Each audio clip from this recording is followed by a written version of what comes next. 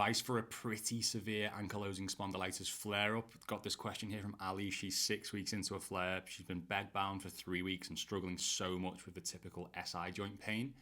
She can barely move on NSAIDs, and below that she says she's also on liquid morphine. So doing a lot of the pain-killing methods already.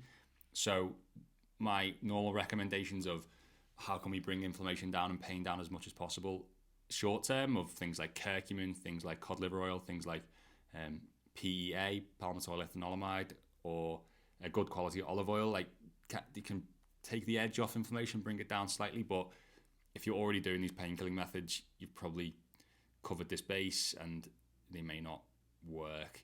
I would then consider, and this is not my expertise in terms of medication, if you are taking meds anyway, are there better meds you can take? To maybe speak with your doctor or rheumatologist about this. And then for the pain, you can't stretch through it, you can't exercise through it, you can't just like grit through it.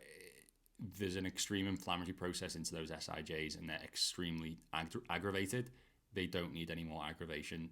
You need to let them settle, as you're kind of being forced to do by, I can see, being bedbound. I remember being in these states and I've used ibuprofen, got me through enough for me.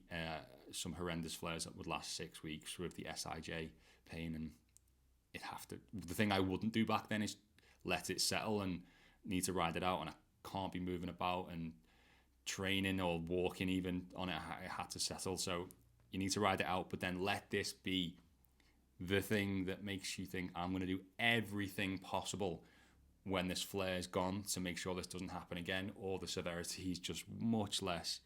Because, I mean, they're the questions that I asked myself when I was in these flares of, can I do this for the rest of my life? And it's like, no, I need to do something about this. I need to look into this. And yeah, some deep, intense gut work's probably going to help. And whole lifestyle shifts, diet shifts, these are things for after the flare. But I would just let this be the catalyst, is what I would do right now, to be like, I'm going to do everything possible to try and fix it.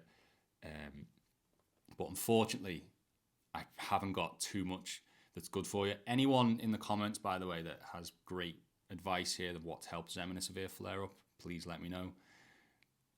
As in when you're already taking NSAIDs and liquid morphine, that is, because what, do you just take more meds or different meds? Anything that's helped you. I know people say about like cold therapy, saunas,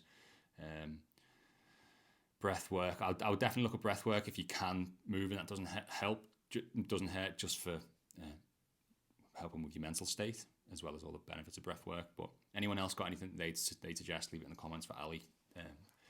See if we can help her out.